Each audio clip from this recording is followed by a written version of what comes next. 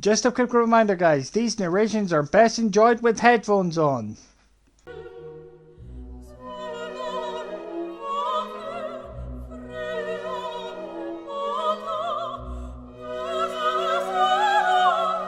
From epic battles in the walls of Troy of mythological proportions to exploring the world at an altitude of 30,000 feet in the air.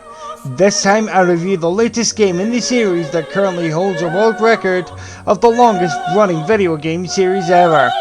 Is this game as successful as British Airways, or will this game be a flop like Concorde and barely get off the ground? Delta Golf Romeo cleared for a takeoff on runway 7. Chocks away, air brake disengaged. Please ensure that you leave your tray tables in the upright position. Fasten your seatbelt during takeoff. Please enjoy your flight. Since the dawn of humanity, it was our ambition as a species to fly, to explore the skies out of curiosity.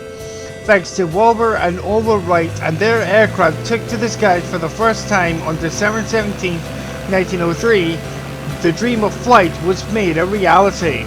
Today, the aviation industry has a net worth of $2.7 trillion, as hundreds of thousands of people are relying on air travel to, travel to foreign destinations for either business, recreation, or relocation. However, in recent years, the aviation industry has been in decline.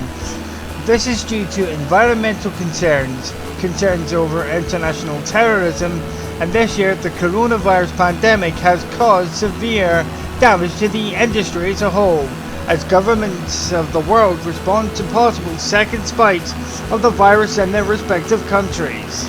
As I have said in the introduction of this review, Microsoft's Flight Simulator series holds the Guinness World Record of the longest running video game series. The first entry was released in November 1982, 37 years ago.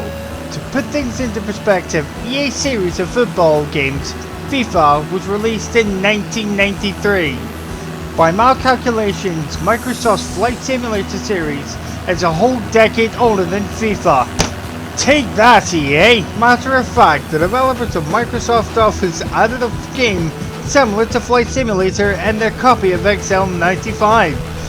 Again, not kidding guys. The previous entry in the series, Flight Simulator X, was released in 2006. Here we are in 2020 with a new entry in the series. This time around, the developers have been switched from Dovetail Games to French developer Asobo Studios. You can create a flight plan between two airports or airfields from an extensive list of 37,000. You had that right guys, 37,000, all of which are manually edited by the developers, or simply flying around the earth at entirely at your own pace. In this game, the world is truly your playground. The accessibility scores are as follows. To kick things off, visibility give it 10.5. In terms of this particular categories, the developers seems to be taking things very seriously. There are colorblind modes in the menus. However, the in-flight instruments do not reflect the colorblind modes you decided to activate. To be fair, this is a simulation game, so changing the colors of the in-flight instruments would lose a lot of authenticity, hence the reason why I didn't mark the score down too harshly.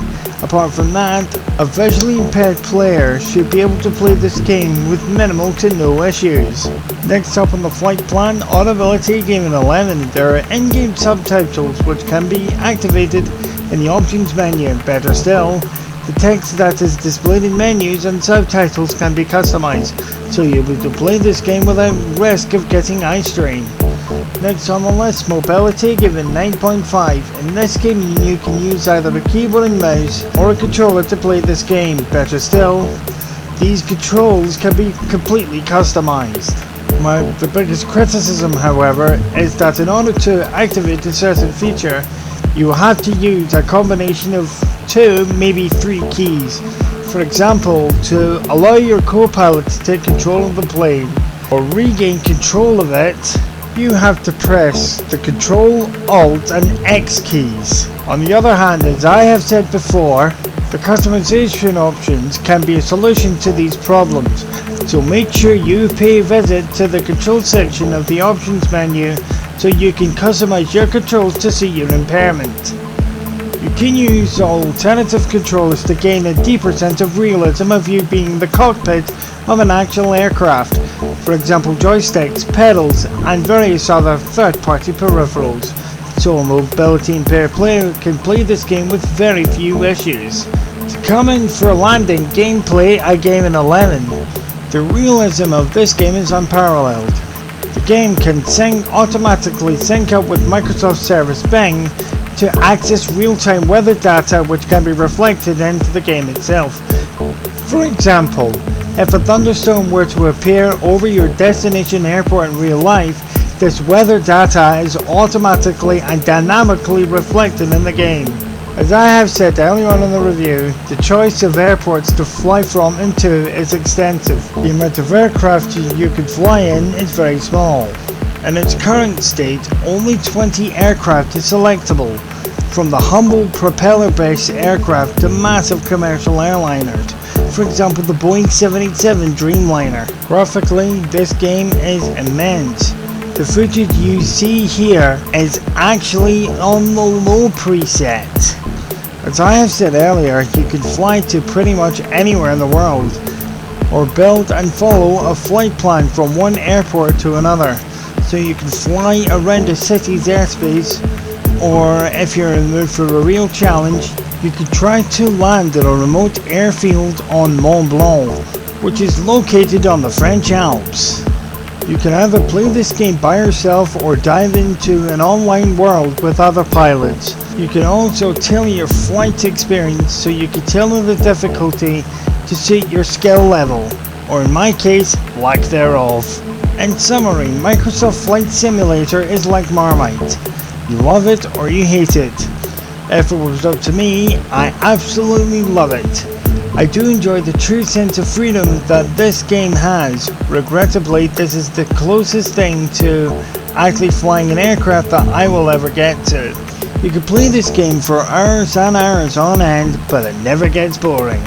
If I were to pick a game of the year for 2020, I would most definitely pick this game. Each and every airfield presents its own unique challenge. For example, Prestwick International Airport is a very easy airport to land. This is because the runways on there are the longest in Europe. Hence the reason why the airport itself is very popular for most aviation schools. One of the length of these runways measures at a massive 2,986 meters. This game is currently on Game Pass. Seriously guys, at least give this game a try. Seriously, do it now. And the overall score is a massive 105%. It looks as though the Flight Simulator series has broken yet another record. The highest scoring game in DGR history. See you guys in the next review. Spartan Commander 1990 out. Roll out, Spartan Company.